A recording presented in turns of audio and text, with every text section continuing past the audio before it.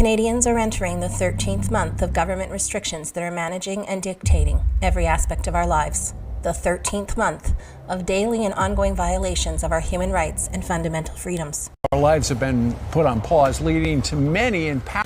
The young and healthy are being restricted in their movements and activities, forced to abide by curfews, forced to give up any social life and group activities, and told to do the right thing and stay in their homes.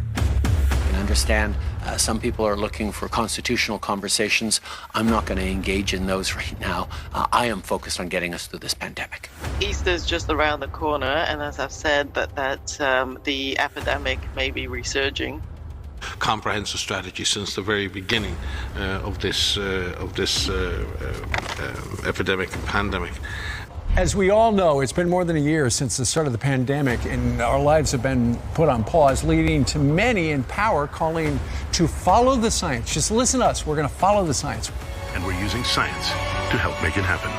Because when science wins, we all win. There have been differing views among public health officials, amongst the medical community, amongst policymakers, and of course the public. No jurisdiction is perfect, and we are certainly no exception. But our job in such an unprecedented crisis as this one is to make the best decisions we can with the best available information, and that we have done. Gyms and hair salons or barber shops, they're not going to be allowed to open under gray. And I just want you to explain to those business owners who have spent a ton of money fixing their shops, changing their shops and gyms to make them safer. What data are you using? Because I don't think we've heard this through the whole pandemic, to say you can't reopen even with all the safety measures that you put in place. What data are we relying on for that decision? Those are questions that really should be best directed towards the province. You keep saying that you've got to get the green light from doctors, but where does the leadership of a politician come in, whether it's dealing with Dr. Williams or telling someone like Dr. Davila, who quite frankly I think would keep us locked down for months to come? I take my information through Dr. Williams, Chief Medical Officer. I'm going to be very frank. There's no politician in this country who's going to disagree with their Chief Medical Officer. They just aren't going to do it. They might as well throw a rope around their neck and jump off a bridge. They're done. I'm telling you the facts. It's very simple. I don't know why I bring all these papers. I never look at them. Well, when you're giving numbers, I do. I go, oh. I said that. Did you really do that? I just say whatever they write down for me. That's why you're guessing. And as Premier, it falls on me. I'm the one who has to make the tough decisions. Yes, hi. I'm asking a question today about the varying numbers of crowd sizes that have been applied across provinces in Canada. We're getting questions about it. Why is it 5 in Ontario and 50 here? Yeah, so we also had that discussion on our Special Advisory Committee call on Sunday across the country. And, you know, it really is about, right now, all gatherings are off the table. So when I talk about 50, that's for mass gatherings, for events, for things that are happening in the community. And I am reticent to go. None of these are based on scientific evidence. There's some evidence in that some modeling that Alberta has done that shows that 18, if you have less than 18, your probability of having a case may be less, and so they went with 15. But the bottom line is, none of this really is based on science. The 6-foot distancing requirement has probably been the single costliest mitigation tactic that we've employed as a result of COVID, in response to COVID, and it really wasn't based on clear science. Last year, one of the top aerosol scientists in Australia, a woman called Lydia Maraska, likened social distancing regulations to a cult ritual. Quote, "The dogma was born. Like any dogma, it's extremely difficult to change people's minds and change the dogmas." So dogma posing as science. Go out, wear a mask, stay 6 feet away from anyone. When you're outside, stay at least 6 feet apart from someone. I think if you stay 6 feet apart with masks, you can do whatever it is that you need to do. In the state of Washington, high schools tried their best to comply with Anthony Fauci's pronouncements. Here's how one school adapted its band practice to conform to German germ research from the 1890s. Wenatchee High School finding a socially distanced solution to get the band back together. Getting less oxygen is good for you. So get inside your little plastic pod like freeze-dried people. It's dystopian. It's not great. It's horrifying. But the kids had no choice. The science was settled. That's what we were told.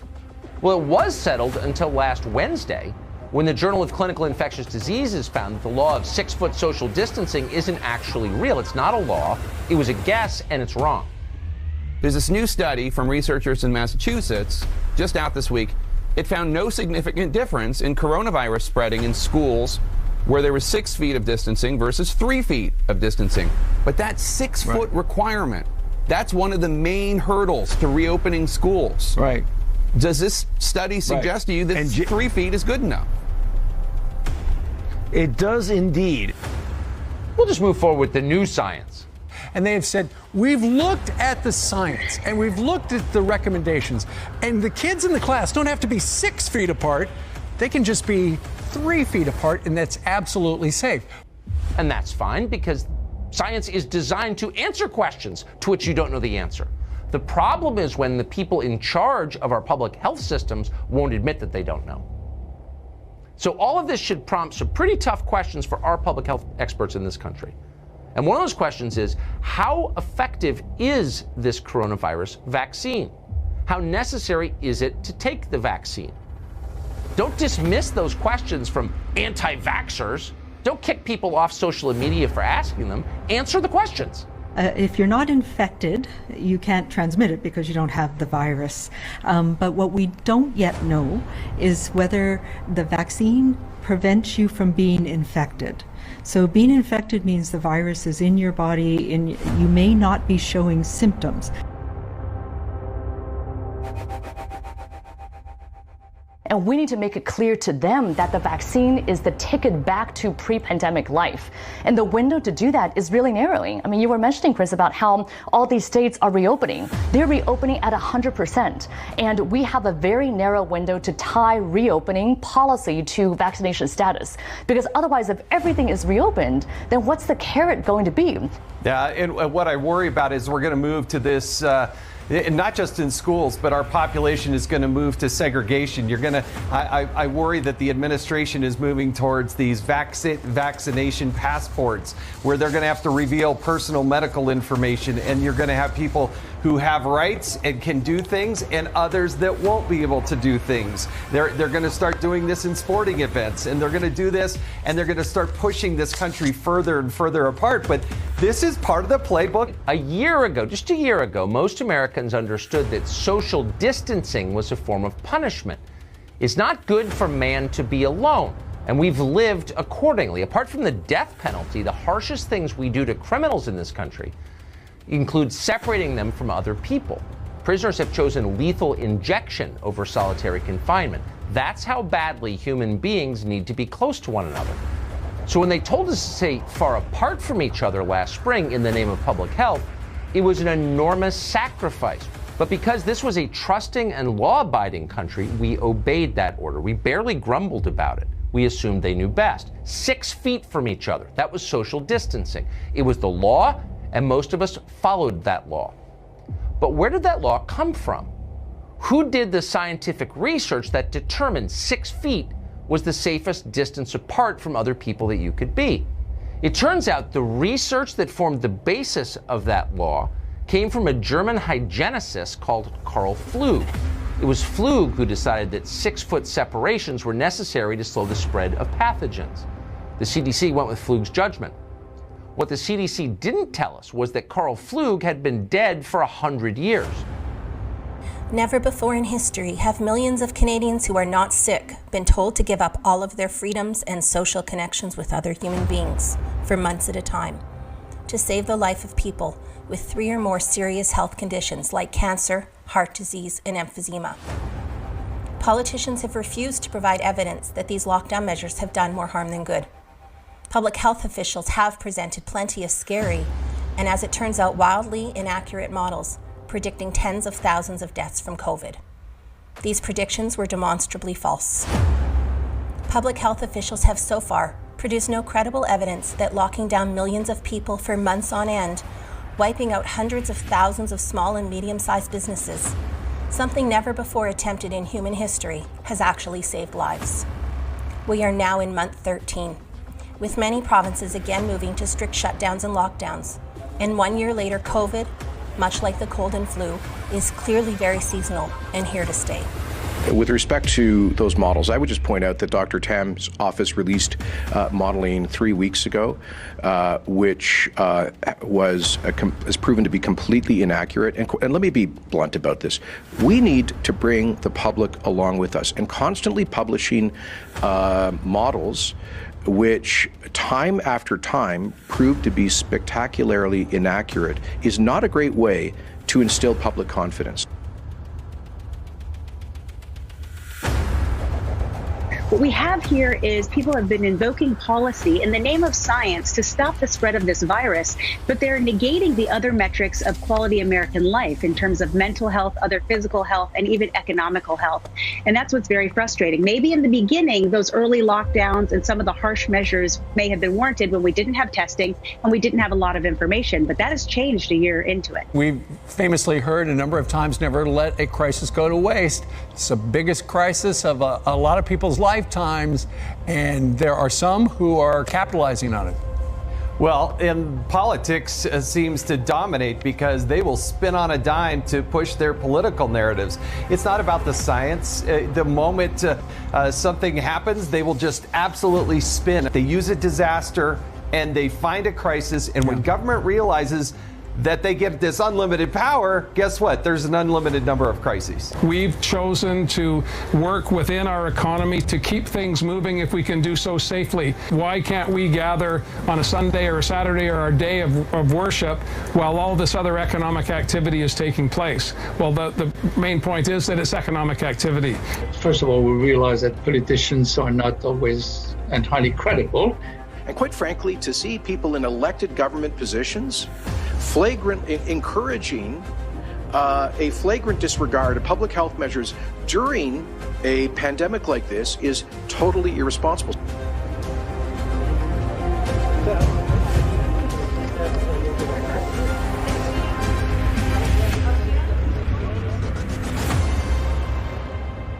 So all of a sudden, they're changing the so-called scientific recommendations. If that seems too cynical to be real, keep in mind they've done it before. Last summer, dozens of public health experts exempted BLM from coronavirus restrictions. Not because science demanded that BLM get a pass, but because they personally supported BLM. The so-called scientific community signed a letter that will live forever in infamy, claiming, quote, the risks of congregating during a global pandemic shouldn't keep people from protesting racism. In June, Johns Hopkins epidemiologist Jennifer Nuzzo declared, quote, in this moment, the public health risks of not protesting to demand an end to systemic racism greatly exceed the harms of the virus. We've seen, though, with the Black Lives Matter anti-racism protests that, some people are not that fixated on social distancing. That's true. But that's okay, because COVID is a political virus, and it knows that it is not to spread when it's an anti-racism rally. But if it's an anti-lockdown rally, then COVID gets very, very vicious and aggressive. And so we got to issue $1,000 tickets to the anti-lockdown protesters, but not to the anti-racism protesters. Very important. It's scientific. Do not question the science.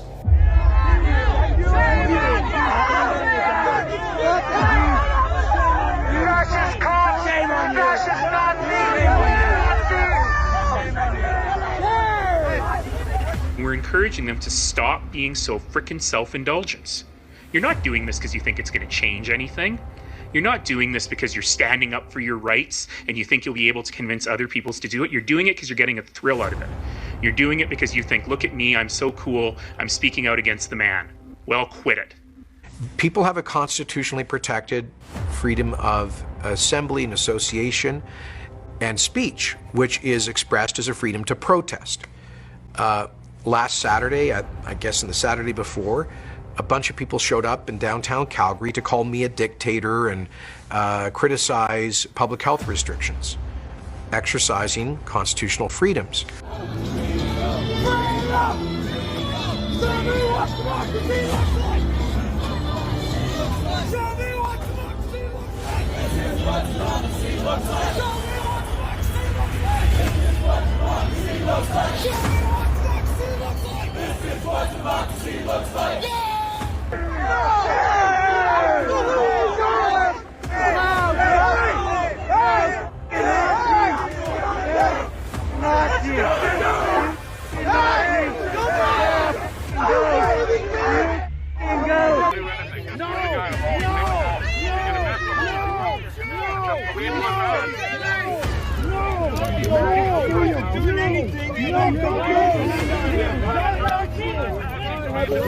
touch me. Don't touch me. Now people should not be walking. There's no reason to be walking around with a mask.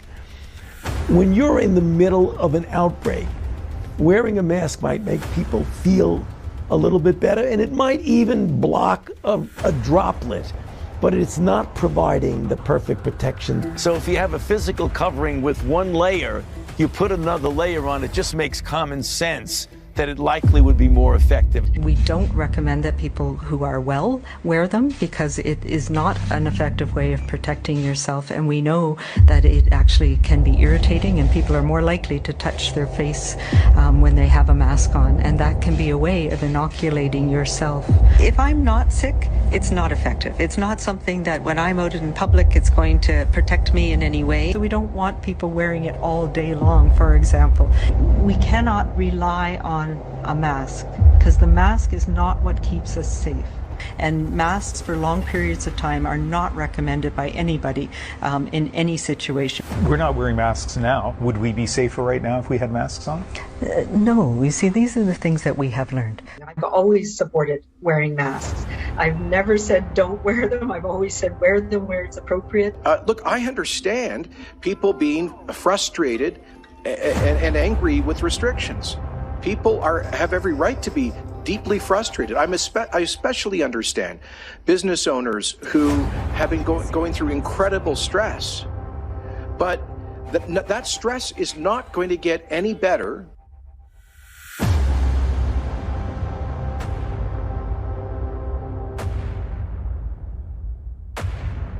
So this is not a joke. This is very serious. I just got a letter from Santa Claus himself, and I'd like to read it to you. Fortunately, the elves and reindeer are immune to the virus, and Mrs. Claus always makes sure that I only leave the home with my mask on. These are extraordinary times, and I am asking a lot of all of us. I hear every day of the things Albertans are giving up to fight COVID-19, and it does not seem fair to ask for more. Unfortunately, this virus does not respect our feelings. It wasn't just once. For a influenza resilience against an influenza of this nature. The average age of death from COVID in Alberta is 83. And I remind the House that the average life expectancy in the province is age 82. Our leaders and public health experts are clearly guided, some of them anyway, by politics. It's hard to digest that because it's monstrous, but it's clear. So all of this should prompt some pretty tough questions for our public health experts in this country. And one of those questions is, how effective is this coronavirus vaccine? How necessary is it to take the vaccine? How can you convince someone to do something if they don't actually believe that there's a problem? We need to convince people, and governments need to look for and persuade people to do the right thing. We at the federal government are making it easier for provinces to do the right thing and shut down and put in restrictions so that we can control the spread of COVID. What we do now will forever change our tomorrow. So let's do the right thing today. Let's stay at home. It depends on people being responsible. When all we have to do is stay the blazes home. Ontarians did the right thing. They stayed home, and their actions have bought us precious time. That's you. That's you doing the right things, and that's saving lives. Well, I think our whole concept is to get everybody to do the right thing. We have committed to do more enforcement that, by and large, compliance is very high. So even though there is a narrative that that there's real tension around this, people are good. People are doing the right thing for the most part, and so even with expanded enforcement, I'm not surprised because Edmontonians are by and large doing the right thing. Most people are doing the right thing. Saskatchewan people have done the right thing. It's still with us and do the right thing. And that gives us a chance now to do the right thing. I'm the guy who's stealing Christmas to keep you safe. Because you need to do this now. You need to do the right thing.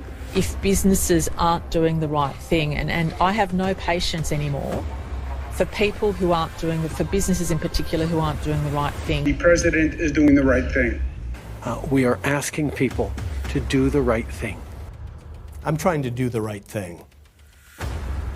We need to convince people, we need to persuade people. The sharing of biased and false news has become all too common on social media. More alarming, some media outlets simply aren't true without checking facts first. Unfortunately, some members of the media use their platforms to push their own personal bias and agenda to control exactly what people think. And this is extremely dangerous to our democracy. This is extremely dangerous to our democracy. This is extremely dangerous to our democracy. This is extremely dangerous to our democracy. This is extremely dangerous to our democracy. This is extremely dangerous to our democracy. This is extremely dangerous to our democracy. This is extremely dangerous to our democracy. This is extremely dangerous to our democracy. So I urge the premiers and the mayors to please do the right thing. There is utterly unfounded public hysteria driven by the media and politicians. It's outrageous. This is the greatest hoax ever perpetrated on an unsuspecting public. There is absolutely nothing that can be done to contain this virus. This is not Ebola. It's not SARS. It's politics playing medicine, and that's a very dangerous game. No government in Canadian history has recklessly shut down restaurants, tourism, hotels, hospitality, and entertainment, forcing millions of families into unemployment, poverty, increased mental illness, skyrocketing drug overdoses, increased suicide attempts, alcoholism, and eating disorders. Today, politics and fear are the driving force continuing the most extreme and severe restrictions on freedoms and individual liberties in Canadian history. For the first time in history, Canadians are being conditioned to believe that their freedom is selfish and suffering is for the good of all.